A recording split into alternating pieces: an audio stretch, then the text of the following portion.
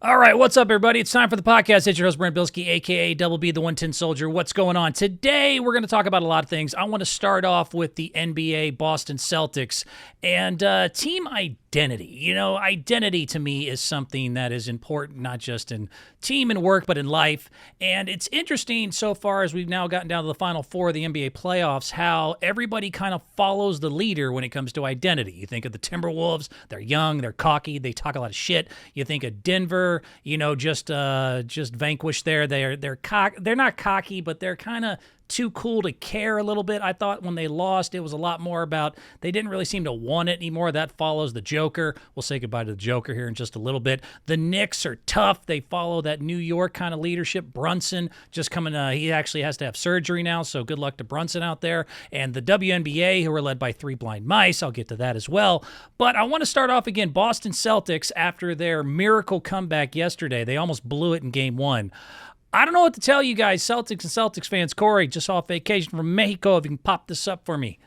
Dude, you're on easy street. This is the year to do it. If Boston Celtics and fan base, if you don't do it now, I don't know when you're going to do it. I mean, the street is paved with gold. If you look at who's remained in the NBA playoffs, you're it. This is your year. This should be your time. You've been the first seed all year. You're the first seed now. You look like you have everything laid out perfect for you. Jason Tatum and crew, I don't know what to tell you. You better find your identity and get the shit done this year. If you don't win a title this year, you never will. I mean, I heard J.J. Redick and some others kind of saying like, oh, they still got to win and they still got to do this. Bullshit. This is an easy road. Not that any road in the NBA is easy, but this is the easiest you're going to have as far as going forward. And at least if you could ask for a certain situation of, hey, we'd like X, Y, Z, this is it. This is it. This is your year to do it. And if you don't do it, I'd break up the whole team. I'd start a whole new rebuild because you're not going to get a better situation. I mean, let's just look at, how you got here so far. I mean, talk about an easy road. You beat the Heat without Jimmy Butler. Congratulations. You beat the Cavaliers without Jared Allen, and then they lost Donovan Mitchell for the last couple games. Congratulations. Now you got the six-seeded Pacers, who, by the way, are only there because Milwaukee was hurt, Philadelphia was hurt, New York was hurt, who they actually had to beat to get there. So you get a six-seeded Pacers, you get them at home in game one, and you tried your best to screw that game up. I mean, if they don't just hand you that game, spoon feed you that comeback, all they have to do is inbound the ball and foul Brown. Siakam fouls Brown on that three-point shot. You guys lose 0-1 in game one to a six seed, and here we go again, starting with the same thing.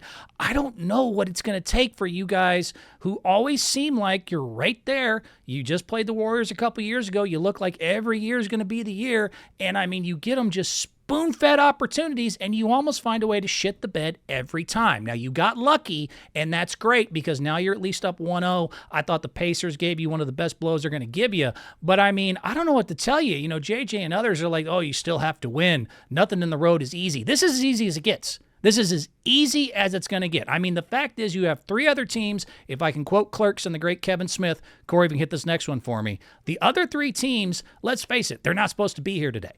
Remember Dante? Anyone seen Clerks? I love that movie. They're not supposed to be here today. The Indiana Pacers, the Dallas Mavericks, and the Minnesota Timberwolves, even the Timberwolves with Ant-Man, are not supposed to be here today. This is a third seed, a fifth seed, and a sixth seed. The third-seeded Wolves, I like them, but they're led by a child, 22 years old. The fifth-seeded Mavericks have the seventh-ranked offense and the sixth-ranked defensive ratings in the entire playoffs. And now you're playing a sixth-seeded Pacers, who again had to spoon-feed you game one, and the only reason they are even there, led by a 24-year-old Tyrese Halliburton, is because the Knicks were too hurt, Milwaukee was too hurt, Philly was too hurt, and they were the last one standing. I mean, dude, I don't know what to tell you. None of these three teams should give you any trouble whatsoever when you're the only ones that have final experience. You're the only ones who really have head to toe exactly what you need. Now, Kristaps Porzingis is hurt. He is going to come back, they said, by game 3 or 4. And so once you get all that together, dude, I don't know what to tell you. If you don't win it now, it's never going to happen. It's just never going to happen. You need to blow up the team. You need to trade Jason Tatum, or I don't even know what you got to do as far as looking into the offseason yet. I've heard the rumblings and the talk and people saying it's unfair to say that they almost, have an easy road. I mean, what's easier? There's nobody left. There's nobody left with playoff experience. To give you an idea, and I'm going to cut to some pictures real quick. Corey, hit me one more time. There is nobody left with playoff experience in the entire playoffs. Look at the picture. These are the last two players outside of the Boston Celtics who have NBA Finals experience galore. They got Drew Holiday, who's won a title out there with Milwaukee. All that is left in the rest of the remaining players in the entire NBA playoffs. There are two players that have finals or at least some playoff experience in the finals left. That's Kyrie Irving and Pascal Siakam. So you got your entire damn near starting lineup, including now a point guard in Drew Holiday, who is all sorts of final experience, has been there and done that. In the entire left of the entire, the exact, the world that is the Mad Max Fury Road of anybody else left out there. You got Kyrie and you got Pascal Siakam, and that's it. That's all that's left. This is the cupboard is bare. Again, I really, if you were looking for a road to ask for, if you're the number one seed and you have everything you need and you're supposed to have Tatum, the MVP, or at least an MVP candidate that you think should be able to push himself to the next level, what would you like? I'd like inexperienced teams. I'd like them young. I'd like ones that we should have significant advantages against. You have all three of those just handed to you. So, look, Boston, I don't know what to tell you. Boston fans, I don't know what to tell you. This is the easiest road since Toronto. Pop that next one up here. I'm going through them quick here today, Corey. Apologize for that. This is just the way it is, man. This is easy street. This is easy road. This is the easiest road I've seen for a championship contender since Toronto in 2019. For those of you that, can try to remember, I'm sure Drake does, although he might be distracted with other things going on. That's all right. He's not like us. You think about Toronto in 2019. They went against a young Milwaukee that wasn't supposed to be there yet, a la kind of Minnesota Timberwolves. They had on the other side a Portland Trailblazers team who they probably should have beat no matter what. And then they got the Golden State Warriors, who were completely injury depleted by the time the finals showed up. KD was hurt, then he got out. Klay Thompson was hurt, then he got out. I mean, other than Drake, I don't know anyone who honestly takes that actual title seriously. I mean, it really was. I remember, and not just because I'm a Golden State fan, but I mean, you looked at what they went through, and then in the finals, what they actually had to play against with Klay and KD being out. When I had to watch them in Canada celebrate that, I was like, oh, did you? Did you really? Did you really win a title? Like, do y'all remember a couple years ago, NCAA football, the first time Clemson played Notre Dame, and they didn't have Trevor Lawrence, who went on to be the number one pick, and they actually beat Clemson because Trevor Lawrence wasn't in the game, and they stormed the field. It was the exact same feeling of like, oh, did you? Did you really? Did you beat them all by yourself? And then what happened when they rematched? They got smashed. That was the exact same thing. The Toronto Raptors title was like, it's cute. It's very cute.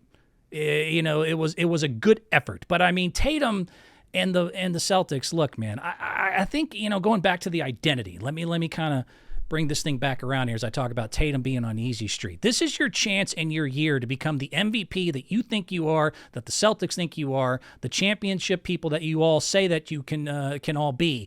This is the year to do it. And I mean, where's your identity? I guess that's always been my problem. When I think of Jason Tatum, my problem with him is I don't know what he is, and I don't think the Celtics know who they are. And year after year, you kind of see that, there's just an identity. When I think of Jason Tatum, here's what I think of. I think he's good at everything and great at nothing. And that should be good in life. That's a good thing to have skill sets and be good at everything and have no flaws. To me, as an athlete, especially a superstar, to me, that's a flaw. Like, if you're just good at everything and you're great at nothing, and there's really nothing that you can kind of lean into and identify with, to me, that's a problem. I don't think that's a good thing that when you tell me about Jason Tatum and I think about him, I can't give you, like, the one thing he's really great at. Like, when you think of other superstars, you think of, like, Steph Curry, the greatest shooter of all time. Now, not necessarily the best defender, turnover prone, stuff like that, but when push comes to shove, Steph Curry can hit bombs when he needs to do them. I think of Kobe Bryant and MJ. They were great scorers. They had a will to win. A little bit selfish, had some issues trying to work with their teammates. But I mean, other than that, when push came to shove, you gave them the ball, they could score points, even though they had an issue there. You think of like LeBron, you think of Jokic, you think of Luka, Shaq. I think of size, skill, the ability to dominate in those ways with different kind of skill sets, but at the same time, they struggle a little bit mentally, whether it's being prepared for the season or struggling under pressure. So all those legends, again, Luka, Jokic, Shaq, LeBron, Kobe, MJ, Steph, all those guys were, they had a flaw, but they were also great at something. When I think of Jason Tatum, I think the opposite. I think he's good at everything, but if you ask me, what does Jason Tatum do? To quote Office Space, what is it that you do here? I can't give you. Matter of fact, if you're getting upset at this, let me ask you a question. Jason Tatum, in all of these categories, you let me know what Jason Tatum is top 5 in. In all these statistical categories, these major statistical categories, you let me know what Jason Tatum is top 5 in. You ready? Here we go. In points, rebounds, assists, blocks, steals, field goal percentage, 3 points made, 3-point percentage, even fantasy points combined. How many of those top 5 categories is he actually at the top 5 in? Absolutely zero. Jason Tatum has none of those categories where he is top 5. That is, to me, that's not a good thing that he's kind of, and trust me, he's in the 10s and 15s in most of those lists. But the fact is, there's not one thing. I can't tell you what he does. And when I watch him play, I get the same feeling. And I feel like he has a problem. When he goes out there, it's like, is he going to take you inside? Is he going to be able to hit the three? I mean, he can do all those things, but it's not necessarily his skill set. Can he get you in isolation? Sure, but I mean, he's not Kyrie. He's not just going to make you dance. He's not going to be able to figure you out that way. What does Jason Tatum do? And I watched it again. I am much more impressed by Jaylen Brown. Jaylen Brown to me is your guy. And also Derek White reminds me so much of Sam Cassell. If you guys remember Sam Cassell back in the Houston Rocket days, that toughness and that mentality. I mean, hell, it was Brown that hit the three to tie the game for game 1. I watch Tatum, I see him get his numbers, and I go, what does he do? What does he actually excel at in the same way that Steph excelled at shooting, where, LeBron could excel at skill size and ability to dominate like a Shaq? MJ, Kobe, and scoring. What do I give him that says, magic with passing? What is his thing? I can't give it to you. Again, all these categories, he's not top 5 in any of them. He's not top 5 in points, rebounds, assists, blocks, steals, field goal percentage, 3-point made, 3-point percentage, fantasy points, 0, 0, 0, 0. None of those categories. And he's supposed to be MVP, and he's supposed to be one of the top players in the league. And every time I watch him, I kind of go, eh. Like, that's just the feeling I get when I watch Tatum. I go, eh. He's solid. He's great. He's an all-star. I don't know what else he does. So he needs to find his identity. Boston needs to find an identity, because that's something, even if you have weaknesses, when you have a super strength, that is something hey, when push comes to shove, this is how we dig our way out of this situation. This is how we get out of this hole. Boston, to me, still doesn't have it. I mean, what you tell me, Celtics fan, what are y'all great at? Front running? I mean, no offense. You can go to the playoff stats. You're 8-0 when you lead by double digits in the playoffs so far, and you're 0-2 when you trail. Like, when things are going great, y'all look great. When Tatum hit that 3, game 1 against the Pacers, they were up 1. I mean, when things are going your direction, boy, you guys can hit it and go. But that's not how titles are won. And you almost, again, really, you should have lost. You should have lost game 1. That was a lot of luck. I don't know exactly what you guys are doing. I do know you're on easy street, though. I know if you're going to do it, if Tatum's going to show me, why he should be a top 5 player in this league, why he should be an MVP going forward, why he should be the future, this is the year to do it. And by the way, the age thing is kind of hit the skids too. When y'all lost a couple years ago, one of the very first videos I ever did, I was saying, he's only 25 years old. And to give you an idea, I mean, a lot of the legends didn't really hit their stride until 26 or 27 years old. Michael Jordan never won his first title until he was 28 years old. Steph Curry never won his first title until he was 27 years old.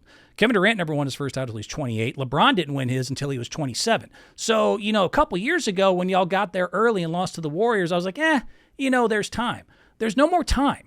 Time's up. It's time to do it. This is easy, golden. The Godden, the leprechauns of old were able to give you the pat. That's the easiest one I've seen since Toronto in 2019. You don't do it now, you ain't shit. I really don't know how else to put it. If you do not win a title this year with who's left standing, you really ain't shit. Tatum, I include you in that. And what do you do? Show me, or your fan base, who am I? But show somebody what exactly it is you do when I can't give you a top 5 in any category or any certain thing where I go, that's him. That's what he's about. That's how Boston gets down. I don't see it. I want to see it. So let's see. All right, moving on. Next one here I wanted to get into. Let's talk about the other side of the playoffs, and I'm going to move into the ladies here. But on the other side of the playoffs, as I can get to this next picture, if you don't mind, my man Corey, Luka Doncic and the Dallas Mavericks, the Ant-Man cometh. This is going to be the fun series. I don't think either one of these teams should win the NBA Finals, other than Boston, as I just went and ad nauseum about here, is very up and down.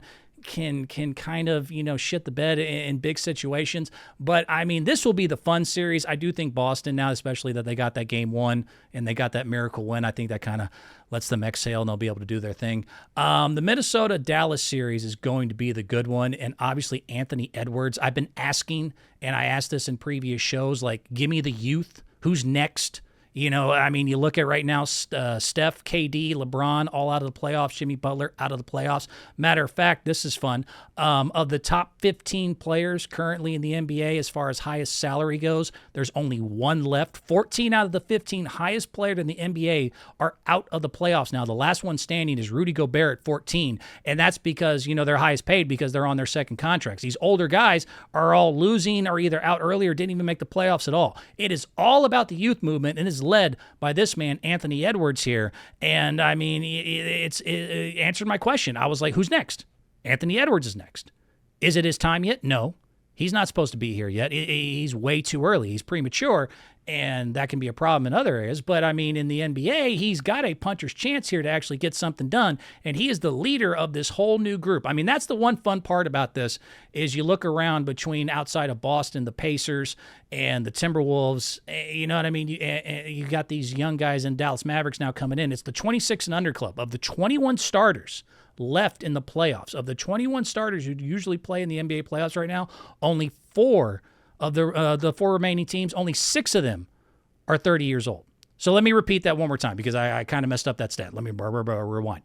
The 26 and under club here, of the 21 starters left in the playoffs currently with the 4 remaining teams, only 6 of them are 30 years old. That's only 20%. It is a young movement and league, and now we're getting to see who's next. We're getting to see people scramble and fight, and that's always a lot of fun. Obviously led by Anthony Edwards and the Minnesota Timberwolves now, who I think should beat the Dallas Mavericks. Even at just 22 years old, he has shown me a lot of MJ, Kobe, a lot of that early, that dog, that fight, that stuff that you like in him. Kevin Durant was his hero. He swept his ass in the first round. They just beat Jokic and the Nuggets in 7, and that was an amazing comeback when you consider that they won 3 of their 4 games on the road in Denver, which was supposed to be one of the toughest environments, not just by crowd, but also by atmosphere. They got you run out of breath out there in Denver. They won 3 of their 4 games in Denver and were down 3-2 with the last 2 games left, and they did not just answer. Game 6, they smashed Denver by 45, and in Game 7, they're down 20 in the third. A lot of young teams would have said, nah, we're done. Next year, we got time. Let's go ahead and, regroup and see what we can do next season. Anthony Edwards said, F all that noise, and he went and took it from the MVP and the defending champion. So the Minnesota Timberwolves are for real. I really, I see them easily coming out of the playoffs in the Western Conference. Luka, I don't know what to tell you. This dude's coming. And he's not waiting for anyone. He's not asking for permission. And that's something when you get that next superstar, that's something you always want to look for.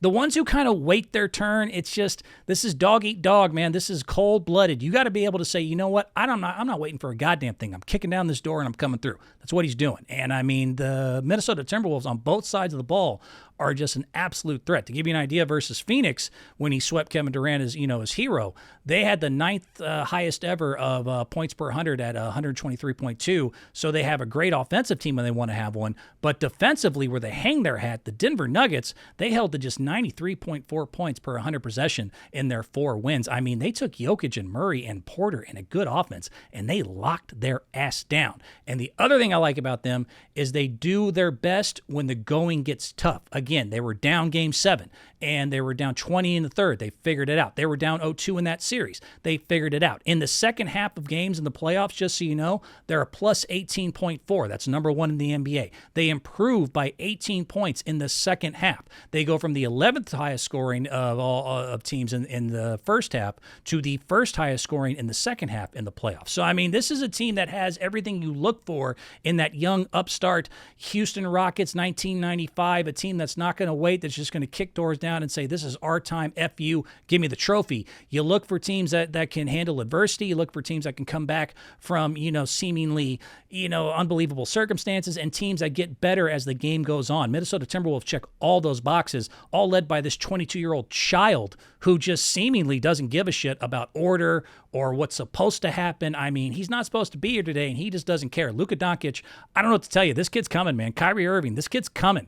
And I really don't see y'all being able to do much about it. I really don't think the Dallas Mavericks, besides the fact that, Minnesota Timberwolves have home court advantage, I just think they're better. And I think they're led and they have more want and they have more desire to actually get this done. I think Luka likes it. I think Luka wants to win an NBA title. But he kind of goes into the next guy I'm going to talk about of like, they both openly said, the NBA is not the Euro League to them. They like it and they like the money and they like, the competition. But, in their eyes, it's kind of, it's important. It's not life or death. It's not the end of the world. And so if I can move to the next one here, let's say goodbye to the guy kind of leading this movement, his Serbian buddy out there, Luka. My man Corey, if you can hit that next picture. I think joke's over, man. I really do. I hate to say it. I think Denver's done. I just, it's not even just kind of this feeling of, almost kind of wanting it because, dude, I come from the Magic, Bird, Jordan, Kobe, these guys who lived and breathed and like almost psychotically obsessed with training and working hard and wanting to win and needing to win and doing everything possible. You watch The Last Dance, you watch Kobe in the Redeem Team documentary, guys who just, gave you this example of just like what it takes to pull it all off. And then you had Jokic, who now, is third-time MVP, been dominating for a while. No matter what happened, just constantly give him a microphone. He's like, yeah, I don't really give shit. I want to go home and see my horses, and I really don't give crap about basketball. It just isn't a good look, not just as a fan personally, but I think for the NBA, trying to kind of give him the nod, the push as the new face of the NBA. I just didn't, I just didn't get that feeling. I mean, it's cute. It's funny. In a life kind of way, it was good that he, quote unquote, saw the big picture that there's, more to life than just basketball or winning a title. In the end, it's just a game. But when you're, this is a $1 billion league and a lot of people would kill to be in their position. And when he wins his third MVP and they ask him, he's like, yeah, it's kind of good, but I expect it. And I really don't give shit. That doesn't give you, as a fan, as someone trying to, get into this, it's hard when he doesn't take it serious for you to take it serious. So it's not just that I kind of, as much as I think it was funny, want to say goodbye to him, I also don't think Denver, again, identity. They follow the identity of their leader. As I said before, the Knicks were tough because of Brunson. You looked at, Ant, and the Timberwolves are young and cocky. A lot of these teams follow an identity. I think Denver, one of the reasons they lost is they kind of followed his lead of like, yeah, we'd like to win, but we've already won one. It's really... I'm not going to dive for the ball or anything. Like, slow down. Like, I'll play 90%. I'll give it a good effort. I'll give it a good try there, but I'm not going to kill myself over this. That's kind of interesting that it felt that way, but not only just in Game 6 where they just completely shit the bed and let them lose by 45 points. Lost by 45 points. That's clearly a team that didn't want to close out that series. But then you get up 20 and you're rolling at home in the third quarter, and the same thing of like, Minnesota leads this comeback, and you can see them kind of go like, maybe it's their year. Let's not worry about it. Let's go home and call it a day. It just felt like that attitude. Now, I don't know, Nuggets fans, back me or hate me on that. It seemed like you kind of followed Jokic on like, well, it'd be nice to win again. It'd be nice to repeat. I'm not going to kill myself over it. Slow down. It was kind of the identity of Jokic that I feel, I really don't feel that bad about saying goodbye to. I do enjoy him. He does make me laugh, so I'll get to that in a little bit as I say a formal goodbye. But, for Nuggets fans, as far as your actual future, let's go through the good, bad, and the ugly here. The good is that Jokic is the 3-time MVP. He is in between horse races and doing whatever else under contract for the next 4 seasons. So your best player is under contract for a very long time. Now, Jamal Murray's also back next year, and he's up for a contract extension. But almost all of your core, your starting 5, that was number 1 in point differential in the entire NBA for the last 2 seasons. So statistically, the best starting 5 is all basically back again. The only ones that are up for free agency are Caldwell Pope, who, he's all right, but you're not really going to miss him that much if he goes, and Reggie Jackson. So your core is still there, so that's great. The bad is that you still need a bench, as you found out in the playoffs. The bench played the least amount of minutes of any of the teams in the entire playoffs this entire season. You only have a 28th pick in the draft to kind of get that done. Your bench, even if you brought them back, didn't perform worth the damn in the playoffs. There's a reason they didn't play very much. So at 35.4% from the field, only 30% from the three-point line. They just didn't really give you enough. As great as your starting five was, and with guys like Murray and Jokic who aren't just injury prone, but kind of work their way into the season, you could use a little bit more help, and you don't have a lot of money in free agency. You're already in the first apron. So, the good news is most of your starting five will come back, and Jokic is under 4 seasons. The bad is you still need a bench. You don't have a lot of money. You only have the 28th pick. But the ugly to me is that Jokic, I don't really know how much he gives a shit. I really don't. And I don't think, some people have brought up and said, do you think maybe he's playing a character or that he's kind of playing it up? I don't. I mean, he seems very much, you talk to a lot of Europeans, a lot of them, especially ones that come from kind of tougher areas, they don't really have a lot of they're just very straightforward. Hey, do my clothes look like shit? Yes. Does my breath smell? Absolutely. They'll be kind of straightforward. I don't think Jokic is smart enough. Not that he's not smart enough. I don't think he has the background to want to be this Andy Kaufman troll that kind of plays into this character that he's not actually, the person he says he is. I think Jokic is exactly who he tells you. He's a family man. He's a good basketball player. He kind of seems to be bored by it and think that it's easy. He wants to win. He's not going to lose a lot of sleep over it, though. If he doesn't, he has a bigger picture of hey, life, there are more things going on than just the sport. And I don't think that's going to change, now with 3 MVPs and a title behind him. He's already kind of established himself as already one of the greatest of all time. He could, push himself into the upper echelon when you consider the 3-time MVPs and the people that he joined, in Jordan and Magic and Bird and Chamberlain and Malone and, all these legends. And, you think a lot of guys like Kobe and the other ones, if they got to that point, would be just starving to get a little bit higher. It's not really his thing. He's all right with all that. So to me, that's the ugly, is that he's already had a lot of success. He's already going to get a ton of money. He's under contract, which means he's going to get paid hundreds upon hundreds of millions of dollars. So I don't know if he's going to lose much sleep about the fact that you guys didn't repeat. And it's getting harder every year for teams to repeat. And so even if you won a title again, which I don't know, I don't really see it. This was a crazy fact. In the last 6 seasons, I thought this was very interesting. The last 6 seasons, there's been 6 champions, and not any of the champions returning the next season got past the second round.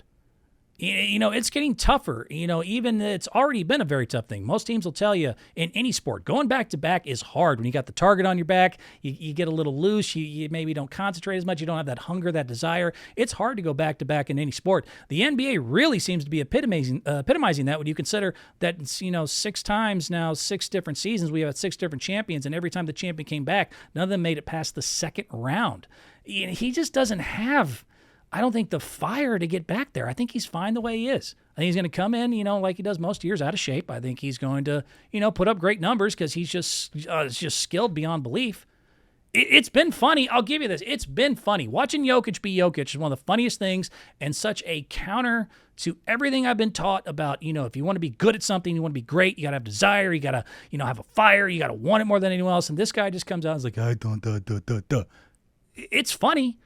And so let's say goodbye to him. Let me put this up here. This is, since I think Denver is not just done this year, I think, I don't know, maybe we'll see them maybe next year, but I think their era is getting close to the edge here. It's been a lot of fun. Let's say goodbye to Jokic. Let's play this clip here. Appreciate you. Nobody likes his job, or maybe they do. They're lying. You are the first person in NBA history to have a 30, 20, 10 NBA Finals game. What does that mean to you? To be honest, not much. I figured you were going to say that. Break coming up here on Thursday. Yes. How soon till you're back in sophomore? On Sundays I have my horse racing in my horse racing. I was going to get to that. The horse racing. How have you grown, and what have you learned from being a dad? And have you noticed any of those skills translating to being a better basketball player? Nah. That cannot help you. When you look at the future, what is this capable of propelling you guys? Because I think you have the starting 5 locked down for maybe the next couple of years. I didn't know that. That's great. But to be honest, I don't think about the next year. I'm going to ask the coach to give me a couple weeks more off, so I can be ready for the season. Player in NBA Finals history to record the line that you had today, joining LeBron, KD, and Tim Duncan. What do you think about when you hear that? I don't know. Nice. It's good. I really don't know what to say. Nikola, Michael Malone said that you were coaching them up in the fourth quarter, he gave you credit for saying, let's go to the 2-man game. What is Coach Jokic like? I don't know. I don't want to be a coach. And I think that's the worst job on the planet for sure. You said you were surprised that you didn't feel more. So I'm curious what you are feeling right now, and if you're looking forward to a parade coming up in Denver. When is parade? When is parade? Thursday. No. I need to go home. Okay. All right. Well, the good news is, Jokic, you don't have to worry about a championship parade keeping you from Serbia and your horses this year. I don't really know if you're going to have to worry about it much in the future. I mean, maybe next year, but with this new movement of youth and Edwards and all these guys coming up, there's going to be moves made in the offseason. You know, this might be the last time, you know, you'll have to be concerned about it from last season going forward. But you are a lot of fun. And I do think, you know, there is a kind of life lesson to be taught in the way that he handles things, even the ability to kind of keep himself cool under pressure. You know, nothing's too big that you can't recover from most of the time. He kind of teaches us a little bit about that. But at the same time, for me, dude, I come from the old school. I come from the Magics, the Kobes. I come from the guys who I've been taught are obsessive. Tom Brady got roasted. I was there live for it as people, you know, are just openly joking about, dude, you gave up your family just for football. Are you out of your mind? That's the people that I grew up liking, watching, and idolizing. The Serbian who kind of goes, you know, I don't give shit about MVP. Championship don't mean much. I've got new horse. It's beautiful horse. I can't wait to get back to Serbia. That never really, you know, pulled at my heartstrings. So goodbye, old friend, but I ain't going to miss you too much if I'm being 100%. Moving on. Someone that I am already, you know, I've been in love with, and we're going to move over to the ladies now. Caitlin Clark effect continues. WNBA, she's 4 games in. I want to talk about the WNBA specifically and some things that I've noticed, but we can pop this one up here. Man, you can say what you want. The Caitlin Clark effect is so unbelievably real, and I'll break it down to you in just one stat. The television ratings for opening night. So, everyone can say their opinion on whether it's right or wrong that this girl is specifically bringing eyeballs to the screen that they have never seen in the WNBA's history. It can all be broken down into just this one number. The television rating difference between her game and the game right after it. So to give you an idea, it was last week, and it's been hard. You know, these people, they try to hide the bad ratings. They'll put up the good ones. So most people know now that the opening game that day on ESPN2, the Fever versus the Sun, got 2.12 million viewers. That was 3 times the WNBA Finals. That was bigger than the NHL playoffs that day. That was just barely, that was about 1.5 below the Nuggets and Timberwolves. That was a huge thing. What a lot of you might not know is that the following game, the one right after that on the same channel, was the Phoenix Mercury, hi Diana Taurasi, and the defending champ Las Vegas Aces. So this was the headliner. This is the one with, you know, the established Diana Taurasi and the defending champions and Plum and everybody else. And they're just, you know, that was just the lead up. So obviously people are going to stick around, right? No, they went from 2.12 million for that first game with Caitlin to a 0.46. I mean, that is not even a little bit. They couldn't keep half of the crowd. That is not just a small number. I mean, as the picture shows you, man, there's all eyeballs on this screen, and you could put the WNBA All-Stars on the other side, and it's a lonely desert. I don't know what to tell you. That number should explain everything. The first game with Caitlin on ESPN2 that day got a 2.12, and that was 3 times bigger than even the WNBA Finals. The following game after that, same channel, should be the headliner. Most of the time, you know, the opener doesn't beat the headliner. You know, there's a reason, you know, comedians and musicians have an opener, right? I mean, obviously, the defending champs and Diana Taurasi, who's had all the shit she's had to say, they're going to be able to crush Caitlin's ratings, right? No, they not only just failed at that, they were like 20% of it, and at 0.46, just so you give you an idea, they barely beat Chopped. The Caitlin game with 2.12, again, beat the NHL playoffs and almost beat some of the NBA playoffs. The following game with the defending champs on Diana Taurasi barely beat Chopped by 0.03. It went from a 0.46 to a 0.43. A rerun on the Food Network competed with one of their GOATs and the defending champions. So I don't know what to tell you. This girl's bringing eyeballs. You can argue whether it's right or wrong. You can argue whether it's fair or not. I mean, obviously, I don't think we can put the race thing in. You can't really say it's the white girl because, again, on the Aces, you had Plum, you had Diana Taurasi. There's been plenty of white girls before Caitlin. There's just something about her. I think there's one skill set, specifically with her 3-point shot and her Steph Curry ability, that makes some of this there. But some people just have it. I don't know what to tell you, and you can't always explain it when it's just like, why does everyone watch this one? I don't know. To give you a completely, opposite real-world example, Britney Spears. If you think about Britney Spears, there were plenty of girls in her era that were much more talented and arguably just as good-looking as she was. You had Simpson, you had Aguilera, you had all these other pop stars that were, kind of in the same copycat, and for some reason we all went to Britney. Could you explain why? No. Is she a better singer? Not really. Is she hotter? Well, Jessica could. I mean, there was really nothing, but for some reason we all just focused on Britney. Taylor Swift, is she the best singer of all time? No. It doesn't really seem to matter. Everyone seems to be paying attention to her. Caitlin Clark, and I don't mean to trivialize her skill set, but I mean, there are other girls that have talent. There are girls in the WNBA that are more talented, and not in college, but I mean, at least in the pros, as she's come to find out. We just want to watch her. I don't know. I don't know how to put my finger on it or what to tell you. All I can tell you is that on opening night, in the ratings part that they don't want to tell you about, after they announced that Caitlin got a 2.12, Diana Taurasi versus the defending champions got a 0.46 and barely beat a rerun of Chopped on the Food Network. We don't give a shit about the rest of the league. I don't know why. I just know we don't. And so this kind of leads me to the next thing here when I talk about WNBA and being led by three blind mice. Boy, did you guys try your best to shit the bed on a once-in-a-lifetime Michael Jordan to minor league baseball, Tiger Woods to golf. Corey, hit this for me. Learn from wrestling. I don't know what to tell you. I'm a wrestling guy. I will openly admit I watch professional wrestling. And yes, I am 43 years old, so right here to you. But I mean, one thing I've learned through professional wrestling is, yes, it's scripted. But you know what's good about that? Is that they know how to build stars. WNBA, you did everything you could to shit the bed on the Caitlin Clark thing the first 4 games through. And I don't know what to tell you other than maybe, next time you have a once-in-a-lifetime opportunity to present somebody and bring new eyeballs to your screen and finally make money. As I continue to mention, the WNBA has not made money in its 28 years. When you have an opportunity to do so, take a note from the WWE. Say what you want about them. Say that it's fake. Say that it's scripted. One thing they have always realized early on when they have a star, the last thing they do is make them look bad early on. So, I mean, just watch. If you ever, just out of curiosity, watch a new person in the WWE. They'll give them called squash matches, meaning that they put them against some no-namer, they kick their ass in 3 seconds, they make them look good. You couldn't exactly do all of that as far as the WNBA goes, but to give you an idea, Caitlin's first 4 games, and I didn't know this. Again, I'm learning about the WNBA. I'm coming along the ride with you.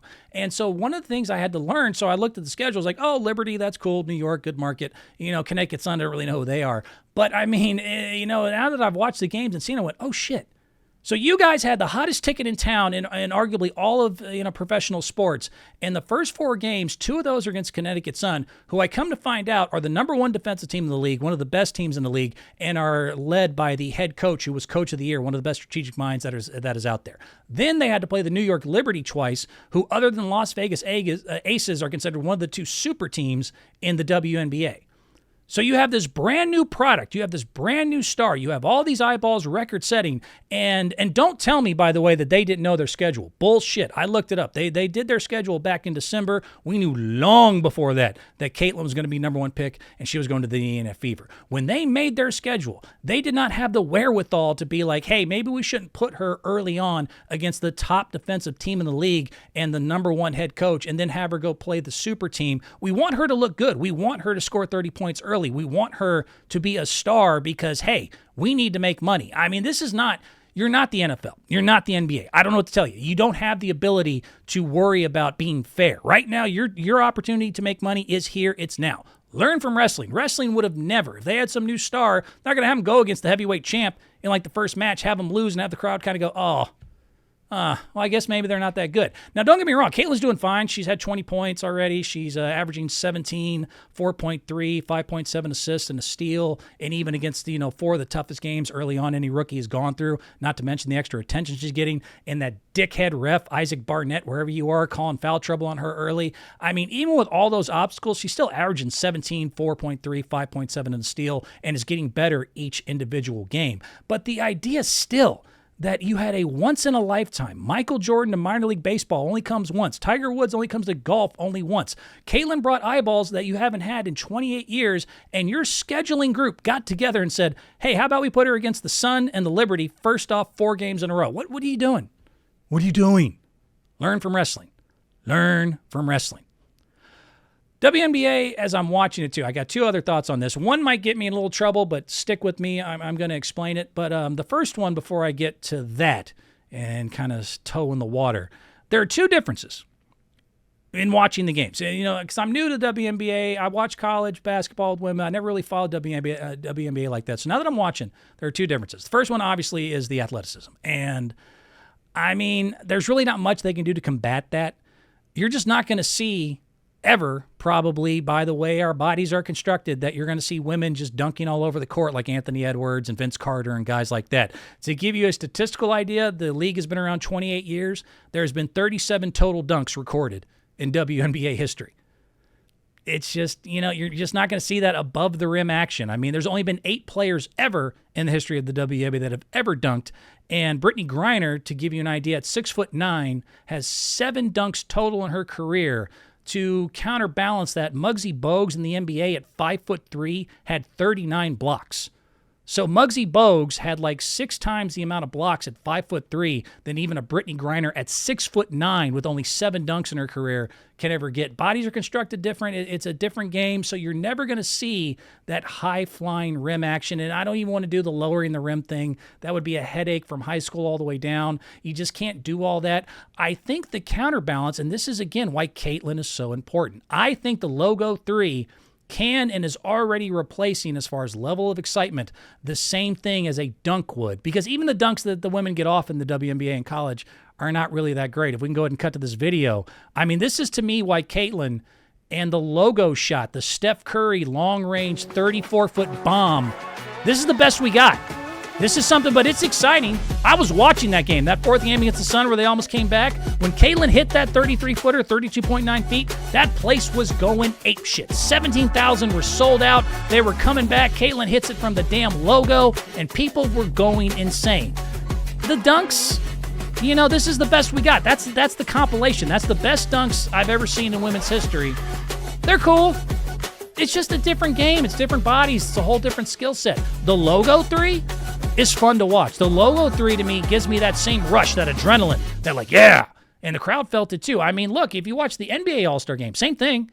Same thing. Other than the dunks, the next thing they want to do is try to bomb it from half court. You look at like Damian Lillard, Steph Curry, those guys. That's the way they like to, show off. So will they ever be a high-flying league? No, that's a difference between the WNBA and the NBA. But they can hit the logo bombs, and girls like Caitlin and maybe others, following her will be able to follow in that footsteps, because that to me was exciting. That gets the crowd going almost identically to the same way a dunk does in the NBA. So that's the first difference I noticed. The second one, bear with me, I'm going to get into it now, is the relationships.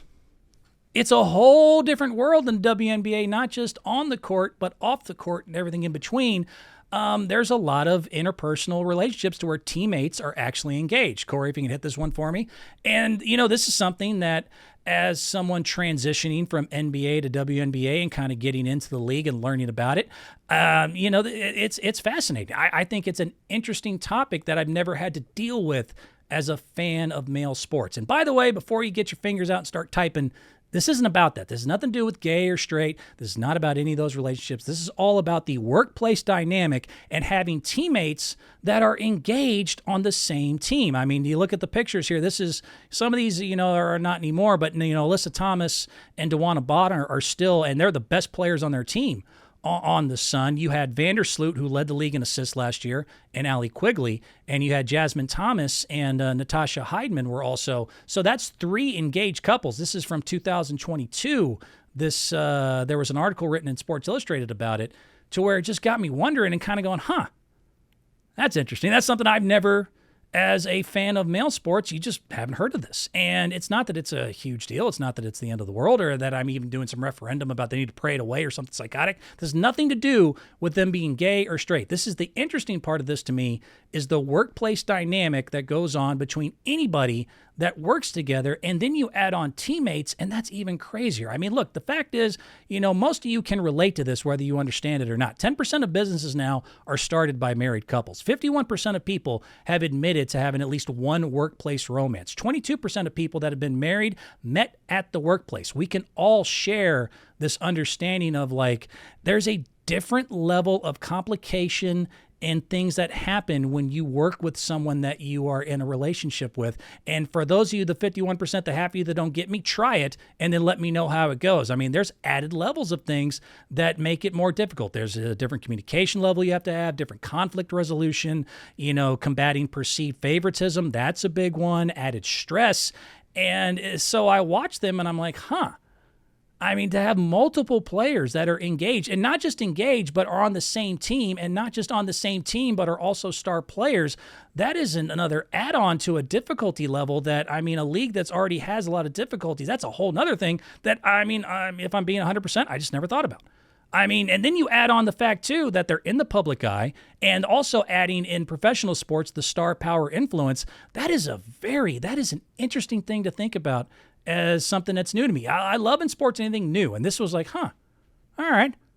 I mean, a lot of these girls are the stars of their team. Again, Thomas and Bonner are the best two players on the Connecticut Sun. Vandersloot, when she was with Quigley on the Sky, she just led the league in assists last year. These are the stars of their teams that have a major relationship with someone that they work with. And if anyone's worked with anybody in a business setting and you're also their romantic partner, that's different, man. That's a different world that you live in. And the NBA just hasn't had anything I can relate it to. So, I mean, that's a difference I noticed, and it made me think about of like, how can I compare it? And the best thing I can think of is that I'm a Warriors fan.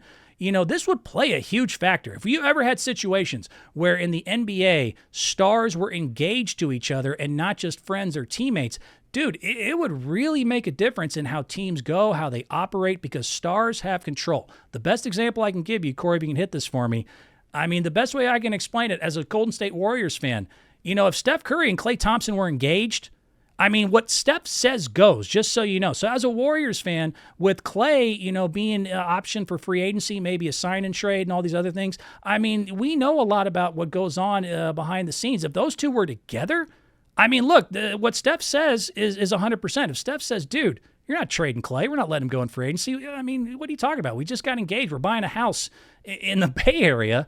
You know what do you understand what I'm getting at? Like, that's a whole different level of pressure on your general manager, on Dunleavy and somebody else. The stars in the NBA say what goes. I wonder, and I guess I'm going to get to find out, how much of that happens in the WNBA as they do make more money, as they do get more eyeballs, as there is more free agency. And now you've added this interpersonal relationship that is fascinating to me because I've never experienced it as a fan on the other side of the aisle there in the male sports. Again, NBA just never had anything like it. The best I can give you is that if I imagined, if the Splash Brothers were actually an engaged couple and had just bought a house, and this year was the year that Klay goes up for free agency, and Dunleavy says we might underpay him, Steph Curry, like a LeBron, like anybody else before him, would put his foot down and go, dude, what are you talking about? Klay ain't going nowhere. You're not getting rid of my fiance. You're out of your rabbit-ass mind. He stays or I go. I mean, that's the power that they exude. You got to remember, LeBron and others have used this multiple times. Kevin Durant of like, if you don't give me exactly what I want, I'm out the door. It adds a whole nother level of just dynamic and understanding of what it takes to win a championship and to keep a team together. As a lot of fans know, at least of NBA fans, like, just to give you an idea, sports in a lot of ways are a reality television show. I mean, we know, not just because of the importance of it. Team chemistry obviously plays a huge, huge deal when it comes into, winning championships and being able to have success.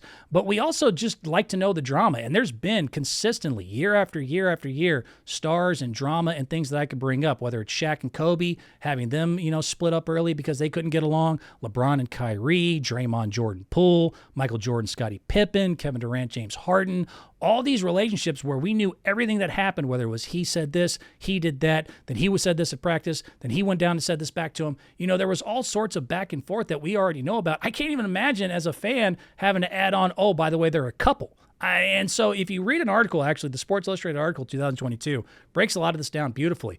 I mean, they said as much. They're like, dude, you'll be on the bus sometimes, and the couple next to you that usually sits together are suddenly on opposite end of the bus. We're like, oh, boy, what's going on? Anybody that's been working with any couple, you know about these struggles. You know about the issues that are an added just level of difficulty that most people don't have to experience. So, I mean, it was something where I just kind of, I just thought about it. I was like, wow, I never really had to think about that. With the WNBA, it gives me a whole new reason to appreciate what the ladies go through, not just financially, not just trying to get a market, but also, man, they have interpersonal relationship struggles that I've never had to see the men deal with. So it's just another layer of an interesting kind of factoid and kind of reason to kind of root for them that is helping me kind of ingratiate myself more into being a WNBA fan.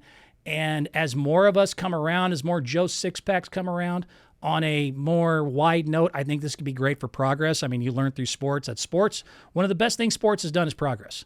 Racially, you see it all the way going back 100 years ago. Jesse Owens, way back in the Olympics. Joe Louis taking on Max Schmeling back in the early 1930s. Jackie Robinson, the integration line.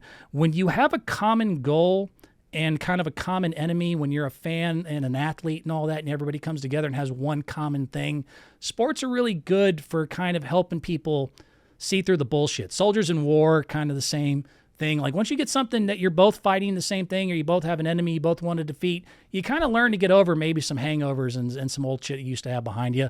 So could this help with stuff like that? Because you are going to see it. You're going to see more and more of a progression of the quote-unquote Joe Sixpack fan who may have some issues. I mean, homophobia has definitely been in the NBA. It's been in the NBA for a minute. Tim Hardaway back in the 90s, still is apologizing for what he said about, gay people, and I hate them and all that other stuff. You had Kevin Durant, Anthony Edwards recently make homophobic slurs. We had the NBA commercial way back in the day. I don't know if y'all remember that. Had to, tell kids stop saying things are gay, to call it like stupid or something, say that's gay, that's not cool. So there's been in the boys' side of this a push and a kind of, try to get an understanding here. But as most of the time in sports, it's usually done best when it's kind of not the main focus. Like you're so into the sport, you learn to sympathize with a player that maybe is different than you. And the next thing you know, you really don't give a shit about something that maybe a year ago was the biggest deal in the world to you. So on a broader note, I think that could be interesting as well. Just seeing as more and more people get open and used to these types of situations, will that help progress change in the slightest way? Possibly. I just think it's fascinating as hell. I cannot imagine having to be in a professional sports situation with all the public eye and pressure and everything else, and I'm the star of the team, and I'm going through enough stress as it is, and everyone's talking about me on the internet, and the next thing you know, you're telling me you're going to trade my fiance away. I'd be pissed. I would do things about it. So seeing that made me kind of go, all right. Learn something new every day. So let me go ahead and look at the time. Or how am I doing, Corey? How much time I got? I got 6 minutes. That's all I need. Ask my girlfriend. I still would have 5. A couple some quick videos I want to get into. Corey's rolling his eyes at me. It's not fair. It's not nice. Let me get into this first one. Jake Paul, Mike Tyson. This was just as we were talking about, different relationships and different sexualities. Saturday, July 20th is still the fight. It's going to be 8 2-minute rounds, 14-ounce gloves, and there's just a lot of fascination towards this. And Mike Tyson is Mike Tyson. Mike Tyson will be Mike Tyson till he's 99 years old. He is 1 second away from just going ballistic on everyone. And so they're doing the press conference. They're trying to get things going. Jake eggs him on, but I think what Mike says was typical Mike. If we can cut to Mike. I want to kiss Mike's big, juicy lips. You wanted to kiss me? Indeed. Huh? He said he wanted to kiss you. That's so ironic that he said that, because I saw a picture of him dancing at 16 doing a little dance on YouTube, and for some reason I had an erection. Mike Tyson is out of his rabbit-ass mind. I mean, look, I got to interview Mike over the phone. He's one of the coolest, most fascinating human beings on earth, and he is always one comment away from saying the wildest shit that you ever heard of. So to review, he just said, oh, you want to kiss me? Yeah, when you were 16 years old, I saw you dance on YouTube, and that gave me a boner. And unfortunately, that is like level 3 of crazy shit Mike has said. Go look up some of the Mike Tyson statements. They will make you just go, huh. Jake Paul is the favorite in the fight. I find that fascinating. I actually think even at 57, Jake is going to lose in this fight, but the betting odds are going more towards him. I really don't think youth's going to play out, and if things don't go Mike's way, I get really worried about what Mike do about it, because, man, that is Mike. Yeah, at 16 years old, you gave me a bone, and when you're dancing around in your little YouTube videos, made me so hot and bothered. Mike Tyson's legally insane. I love that guy. Next one here. This has nothing to do with sports. I don't care. This is just funny to me. So there was a girl a few months ago and the internet never is undefeated. Mira Hayward was her name. So to give you an idea, so I'll set up the first part of the video. Let's see at the end of this if you catch what happens. So they're doing Final Jeopardy, and they're just talking, and all you need to know so far is that everybody is going to wager just $0. And then something happened that made poor Mira Hayward go viral. Roll the first. So I don't have to roll for or against you. That's Kate Campolita was in second place with 8,000, and she wrote down, what is Cambodia? That's correct. Angkor Wat on the flag. You wagered also nothing at all, leaving you with 8,000. Mira Hayward has already been congratulated, but let's see what happens. Did she come up with Cambodia? She did, and she wagered, nobody wagered anything. 16,000. Did you catch it? Internet did. Obviously, she meant to be like, hey, we got zeros just like you. Unfortunately, the girl was air dicking on live television, and everybody talked about it, but if you can go ahead and put it up. If y'all haven't seen Ricky Stanicki, that girl was clearly air dicking it, man. I mean, both sides, just going all over it. Go, yeah, hit it for me. Ricky Stanicki, William H. Macy, just as shocked as we are. Look at her. Mira Hayward, just air dicking away.